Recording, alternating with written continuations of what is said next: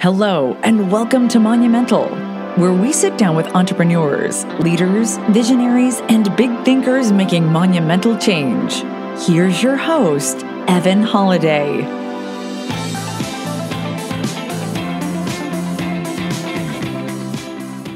Welcome to Monumental. I'm your host, Evan Holiday, and today we have on the man himself, David Tupin. David, how you doing, man? I'm doing great, Evan. How are you? Great. Really glad to have you on the show, man. You know, David and I have been talking for a while, and he's got some killer projects going on, new construction, acquisition, just doing it all. He's got a mastermind. This kid does it all. It's amazing. So a little background on David. David is a top millennial real estate investor, speaker, and entrepreneur. David is the co-founder of Obsidian Capital, an Austin, Texas-based real estate investment firm.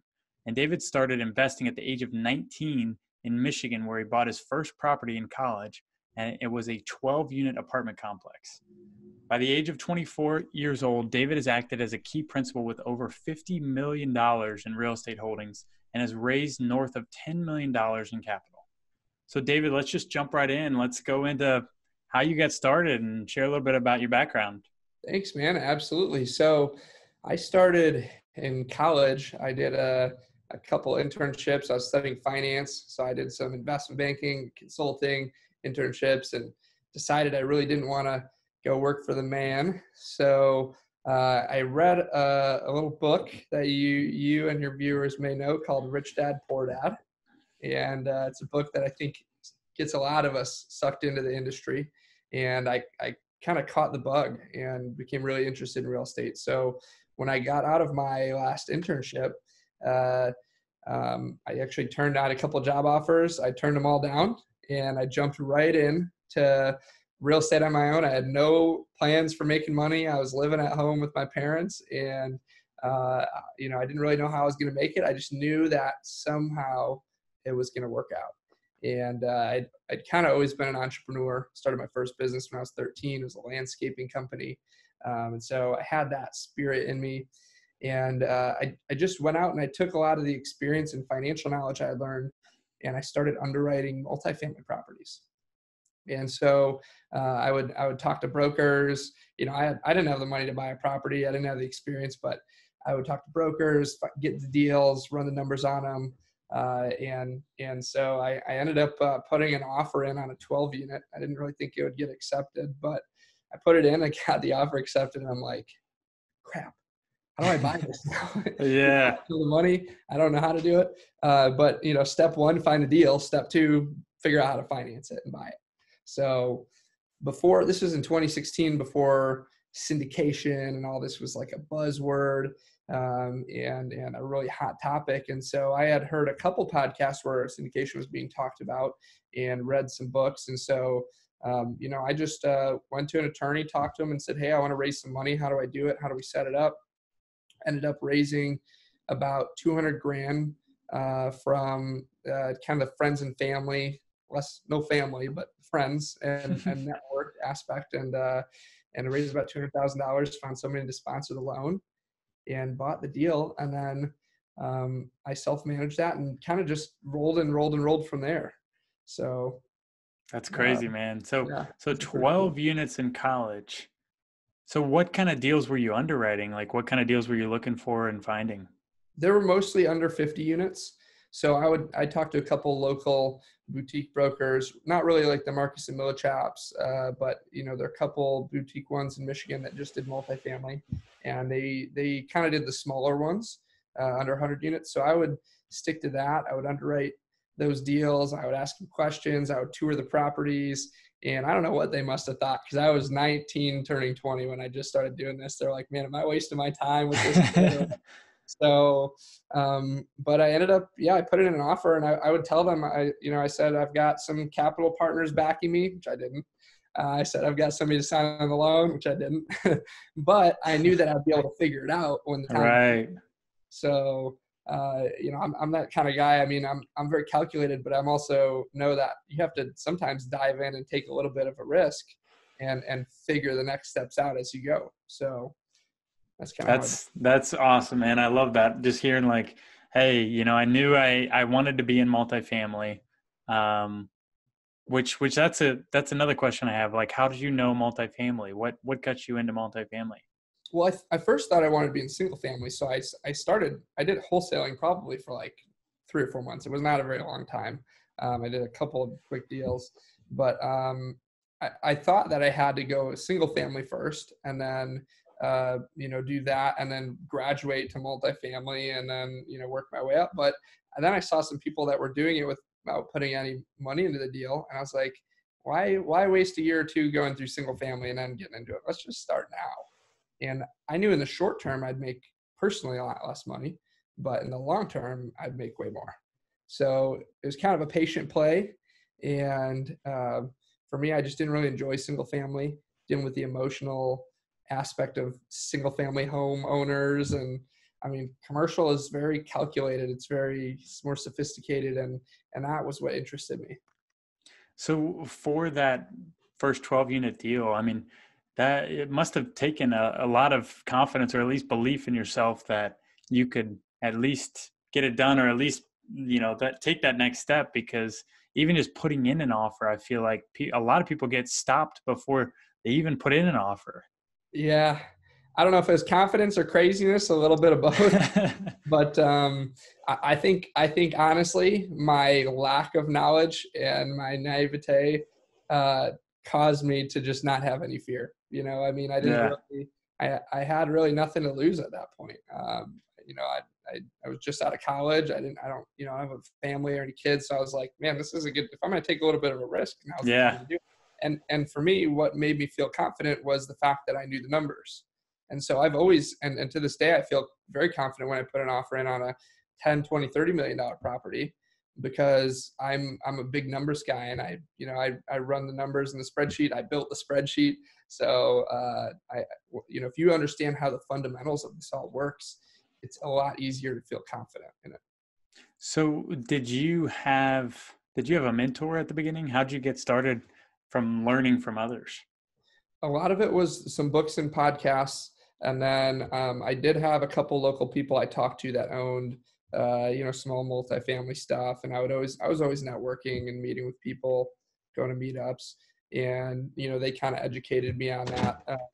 And then another thing that helped a lot was I would, find a local management company, and I would send them some of my budgets and, ask them what they thought about it, because they know what the operating expenses are going to be like and what the rents can get to. So, having all those aspects kind of confirming what I was doing made it really easy to be confident when I put in an offer. That's awesome. So you get that first 12 unit done. What happens next? So after that, I self-managed that. I bought another 12 unit just down the street, syndicated that one as well. And then my third deal I jumped up a lot. So I went from a 12 to a 96. Wow. And I got this one off market from a mailer. I sent a guy a mailer. He owned over $1 billion in real estate. He's 71 years old. And it was his oldest and smallest property. It was a $4.2 million 96 unit. And so I think he had his nephew managing it. He was just doing a terrible job. And the rents were like $200, $300, $400 below market. High operating expenses. The maintenance guy there was a drunk. It was just but it was in a B- area, built in 79, and it was just a perfect position for repositioning. And I knew there was a lot of value in it. I didn't actually see how much value until later on, but made him an offer, built a good relationship, and he gave me a shot. I told him that I had never bought something that big before. I only own 24 units, but if you give me a chance, I'll prove to you that I can do it. And after I closed on the deal and really realized that, I bought it for $4.2 million, he probably could have sold it for 4.6, 4.7 as is. I said, why did you sell it to me for that price? And why'd you pick me? And he said, I didn't really need the extra couple $100,000. I just liked you. And you reminded me of myself when I was your age. So in all honesty, the guy kind of threw me a bone and gave me a shot. And it turned out to be a fantastic deal. That's awesome. Well, I think the great thing to learn from that is you can't find these great opportunities unless you just knock on doors or send mailers, or like, it's having those conversations with owners or with brokers. Like, that's what gets the ball moving to having those, unique opportunities where you get a bone thrown your way. Like, that's Yeah, where it starts, is having the conversation. exactly. And when you get that call, man, you take advantage of it because you can miss it. And like, if I called that guy a day later, he could have found somebody else that wanted to buy it, right? So you just never know what's going to happen. And for me, that property was the biggest thing that changed my life and my getting into real estate, because first of all, I learned how not to raise money, because I totally miserably failed at it. For the first time. How did you fail? Oh man. So we had to raise $1.7 million. Had a guy that, was signing on the loan. We did a Freddie Mac small balance loan, which, by the way, I didn't even know those existed until we got this under contract. And I'm like, okay, how do we finance this thing? Oh, agency loans. Okay, this is great. So figure that out. And then I basically put my pro forma Excel sheet, some pictures, and like a one-page Word document description of the property and our project, kind of the summary of what we're going to do with it, into a Dropbox link. And at that time, I had been, cold calling and door knocking for investors. And I would send that link out. I'd talk to somebody who would say, hey, here's the link with all the documents.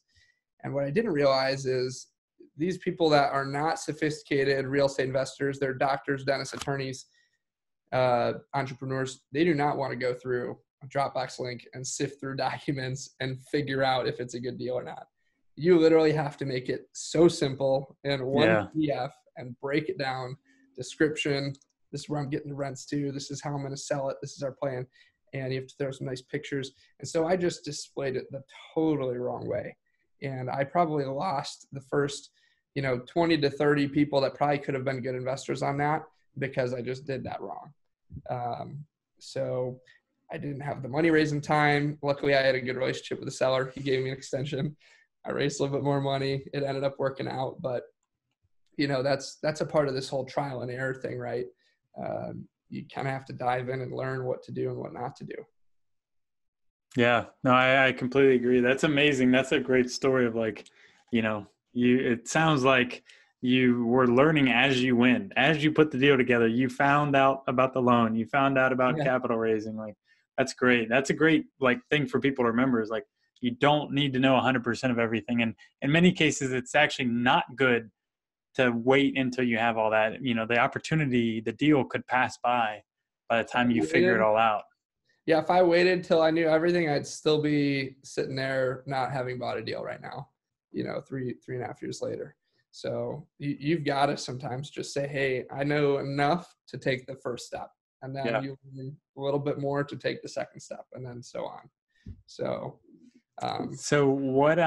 what do you tell people when they ask you how to get started in multifamily investing?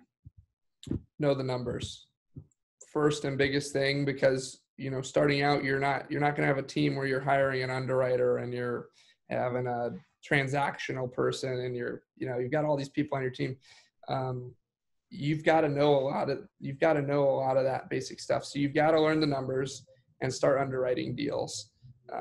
Talk to brokers, get the financials, the T12 and the rent roll, and start running them through some kind of analyzer or calculator, and really start playing around with it and seeing what affects these deals. What happens if I put $5,000 a unit into it and raise the rents $150 a pop? What happens if I, implement a RUBS utility bill back, and how does that change the financials and the sale price if I buy it with a bridge loan versus a standard, all these different things I kind of want to learn and play around with. And knowing the numbers, I think, is the sharpest tool in your arsenal getting started in multifamily. Yeah. I think that's a very good point. And the numbers don't lie. I mean, they are what they are. And, that's what you're basing your whole investment assumption on. So you better know them like the back of your hand. You better know the numbers. And I see so many deals going out nowadays where people just have like a really aggressive exit cap rate, and their cash flow kind of sucks, but they're like, oh, it's a great deal because I'm hitting a 2 equity multiple in 2.5 years. And it's like, well, you're looking to sell that for $110,000 a door when the highest sale comp in that area is $85 a door. That doesn't really make sense. And so you just knowing these things really helps. And being conservative too is also important. So now you're with your co-founded Obsidian Capital. Yep. And you're doing acquisition, you're doing new construction. Tell me about what you all are working on. So yeah, Glenn Gonzalez, my business partner, he's twice my age. I'm 24, he's 51, and he's been in the industry for about 30 years. He started as a maintenance guy when he was in his 20s, and he worked his way up to leasing agent, to property manager, to regional manager, president of the management company, and then he started buying about 7 years ago, and he's bought a portfolio of about 5,000 units. Yeah, and he kind of went through a split with the business partner. The guy wasn't the most ethical. And so Glenn was like, let's sell everything and let's go our separate ways. And so Glenn and I really saw eye to eye morally, ethically, with our philosophies on how to invest and our goals. So it was kind of a cool partnership, and he's got all this great operational experience. So started working together about a year and a half ago, and it's just kind of taken off. We've bought about 500 apartment units together. We're under contract on another 300 right now. We bought a couple pieces of land. We're doing ground up apartment development, and we're building our corporate office just outside of Austin here right now. So kind of got a lot of projects going on. Yeah. Good, but we're in growth mode. So yeah, exactly. You're spinning a lot of plates. I love it. Yeah. So how did you and Glenn get connected? We met at a mastermind. Okay. And tell me about the mastermind. Was that? So yeah. So Rod Cleef, he's kind of an influencer in the space. He has another podcast, and so he started a mastermind about 2 years ago. And at the time, we had connected somehow when he's just getting started up, and he just started this mastermind, and he let me come to it. And I was like the youngest and least experienced person in it. I couldn't even really afford to join it at the time, but he was like, all right, you just come to the first one and check it out. I want you there. And so I joined that. I met Glenn. And then after the second time, I met Glenn again at the second meeting. I think that one was in Vegas that time. We started talking about potentially working together. Then we went to an IMN, I think, another multifamily conference together.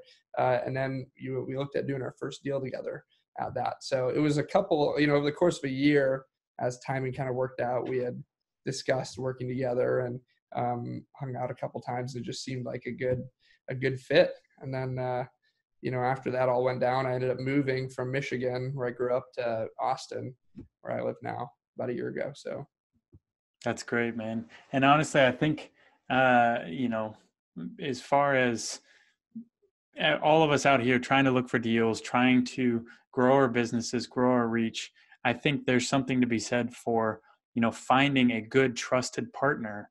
And it's almost like 1 + 1 = 3. It's 1 + 1 = 10. I mean, it's crazy.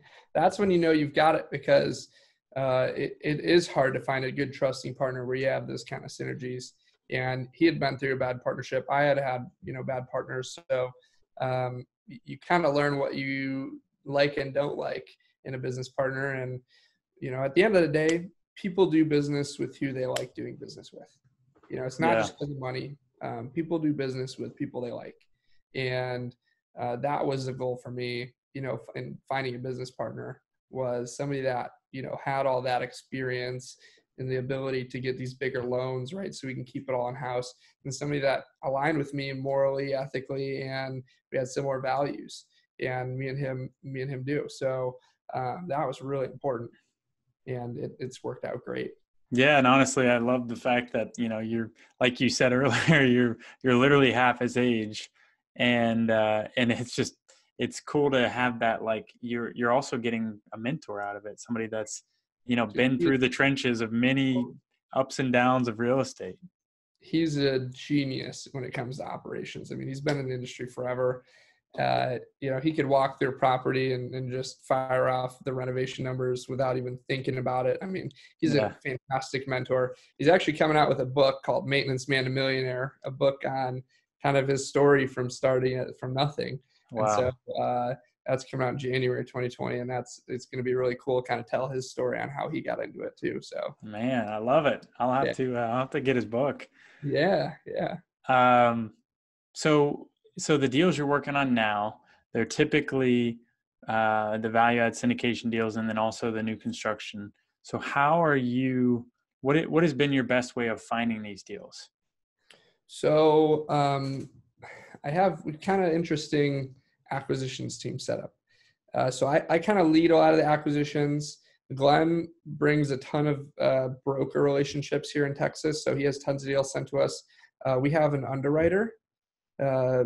Besides, because we get so many deals, I don't have time to underwrite them all from the start. So we have a guy that runs them through the model. He'll give me his opinion, send it to me. I'll go through and review it. So the deals will come from Glenn, my broker relationships. And then earlier this year, within the last 6 months, I formed a team, 10 cold callers. I don't understand. Oops, sorry, my Siri. We formed a team of 10 cold callers. And what I did, I put one post out on Instagram, and I had about 10 people. I had about 15 to 20 people hit me up. And the goal was, you come in, your goal, I'll hook you up with a list, a co-star list with owner phone numbers. And your goal is to make at least 50 calls a week. So it's not a lot of time they're putting in. I've got 10 people, so 500 calls a week are being made. We get on a call every Monday. We go over, how their calls went, what kind of leads they dug up. If they have any questions, I give them kind of free coaching every week. And then the deal is, if you find a deal and bring a deal to me, the group, I'll bring you in on it. We'll give you a little piece of the ownership, and we'll get a little piece of the acquisition fee, and I'll teach you through the process.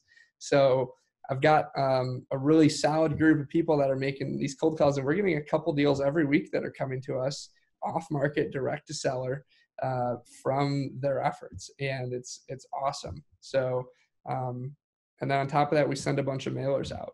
So we kind of have tons of different ways that we're searching for deals. That's awesome. I love the many different avenues, and then I also love the providing mentorship and giving them a piece of the deal if they're finding the deal.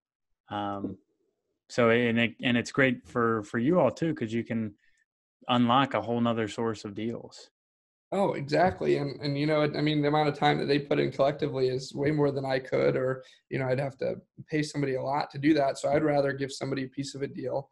They bring it to the table and, teach them through it, because that's, a lot of people are joining these coaching programs, which is great.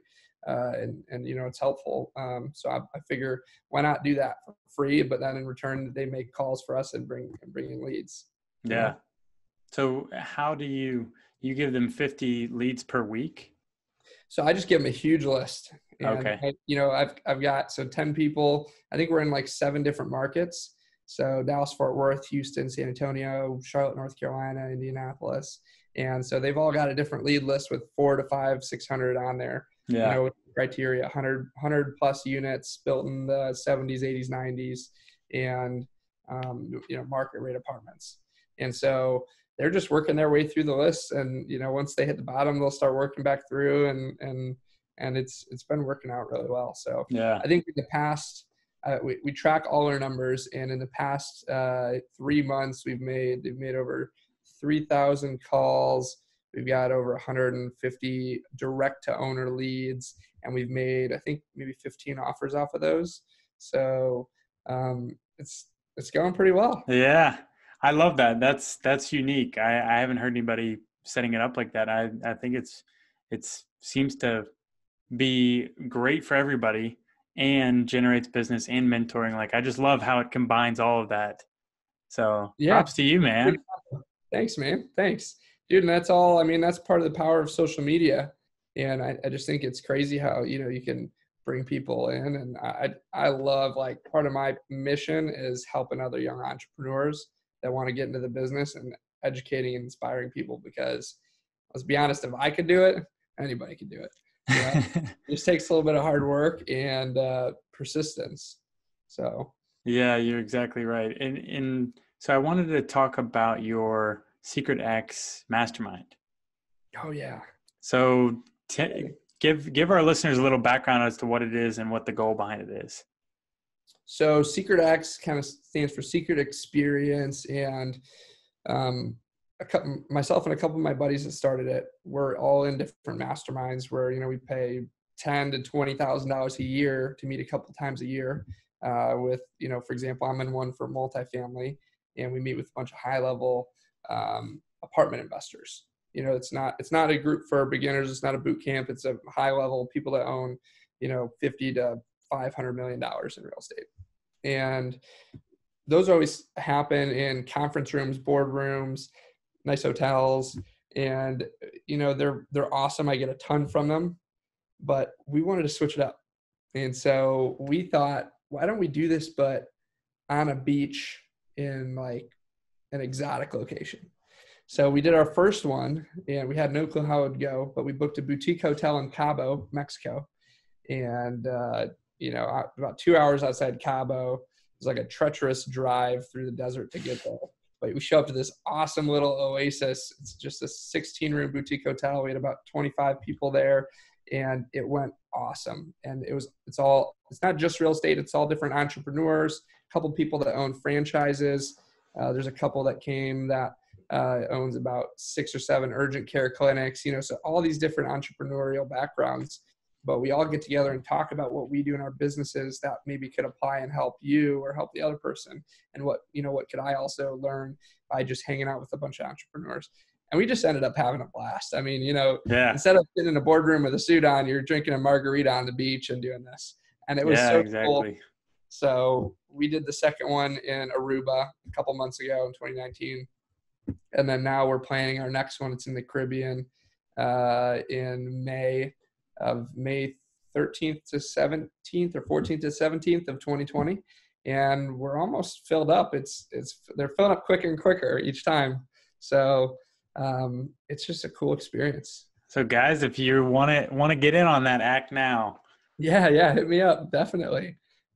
People of all backgrounds come to this. So it's kind of just a crazy fun experience. Yeah. Honestly, that's what I love about it. And, that's what I think masterminds should be like. That's what they should veer towards, is like mixing that like outdoors, activities, like enjoyment, like just having a good time, and all at the same time getting to talk about, hey, let's talk about how to grow our business, grow our life, expand our mind, like you reach our craziest goals and sit on the beach in our swim trunks. Like, totally, dude. That's it, man. And I totally missed the most important part of this whole thing. We call it Secret X because it's all a secret.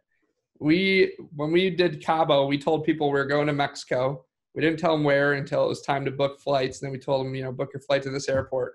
But they had no clue where we were going. And same thing with Aruba. So they show up. We have basically you pay one cost and it's all inclusive. We cover everything. It covers the hotel, everything but your flight.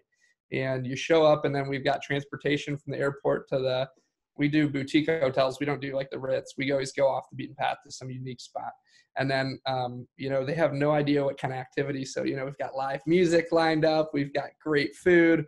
And then on Saturday, everyone shows up. We all get in the vans and we caravan back down to the bay in Cabo, and we pull up to a 150-foot yacht.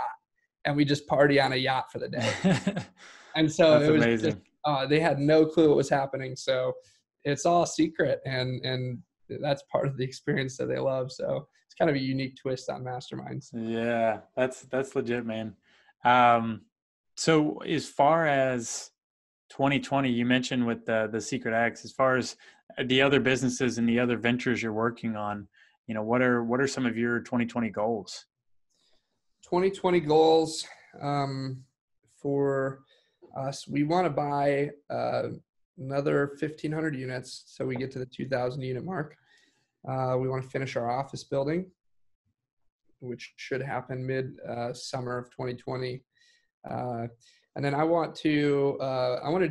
did a trip this year to Guatemala where we built a school for some kids. And that was a really cool kind of like a giving back, philanthropic type of venture with some friends. And so I want to do another trek like that where we can go build a school or something in a third world country. I would like to, so I'm starting a software company as well.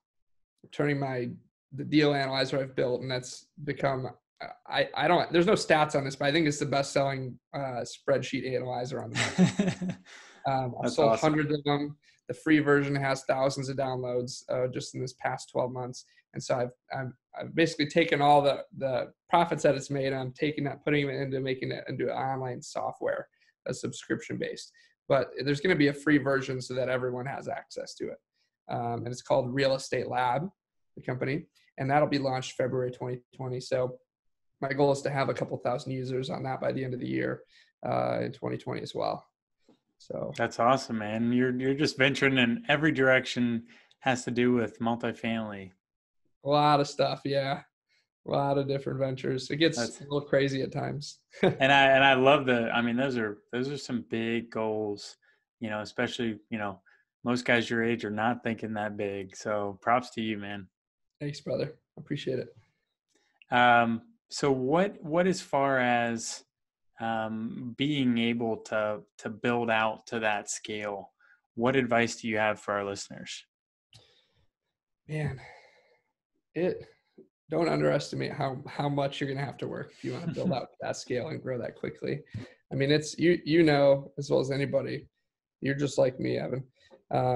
It is a significant uphill battle, but it's one that, in my opinion, is more rewarding than anything else, and more fulfilling than anything else, especially if you have deeper purpose, right, than just money, because it can't just be about money.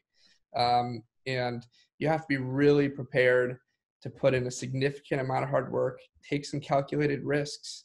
And like we talked about in the beginning, I thought you made a great point. You can't wait until you know everything to take that first step. You're going to have to take steps without knowing everything. And that is a key to being an entrepreneur, is being willing to take a little bit of a risk before you know exactly what you're getting into.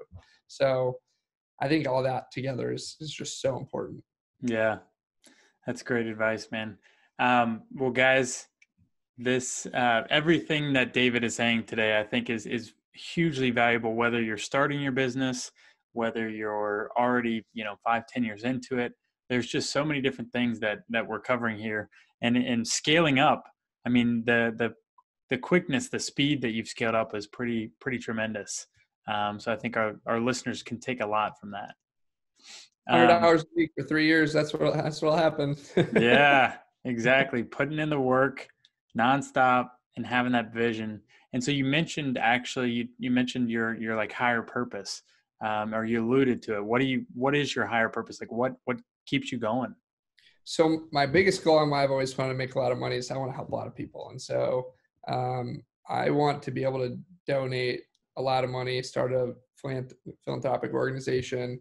And really, I think my goal, because I'm so passionate about it, is to help young people and kids around the world who want to go an alternate route to college and join Right. workforce, right? That want to start a business, helping, inspiring, and empowering them to be able to do that. I think is just more and more becoming part of my purpose. So that's a big part of it. Yeah, that's awesome. That very much aligns with mine as well. It's just basically, having that impact through your work, and then also making that generational wealth so you can literally pass it on to others. It's exactly. Yeah, you want your impact to last for generations, not just one. And so we should collaborate. Yeah, let's make it happen. We're making it happen right here on the podcast, man. Yes, sir. I love it.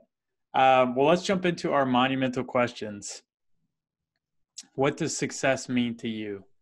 Success to me means that you are fulfilled in all areas of life, not just money, but health, happiness, personal relationships, and that you're actually hitting your full potential. Yeah, I love it.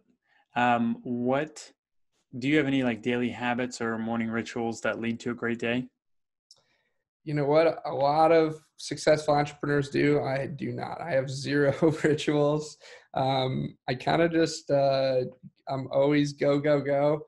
One thing I do that is, I guess, a productivity hack is I never schedule things in the mornings before noon. I'm always free, clear schedule, so that I can take that 4 to 5 hours in the morning and focus on my highest and best use for the day and get done what I need to get done before afternoon, which is, call, podcasts, meetings, all that. So Yeah.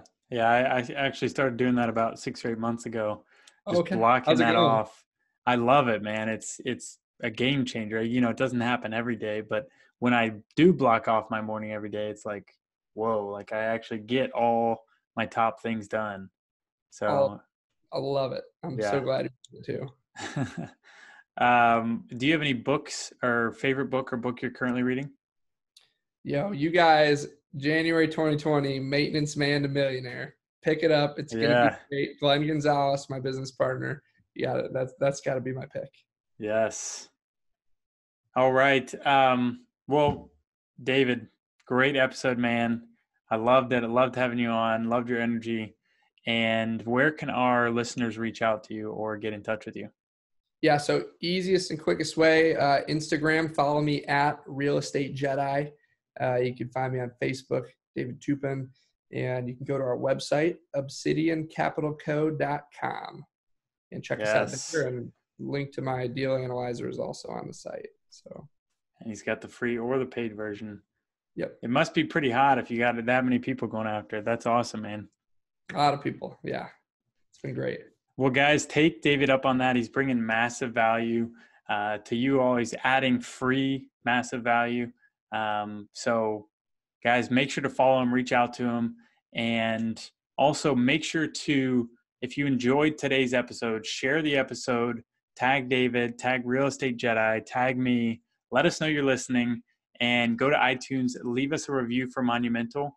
And with that, have a monumental day.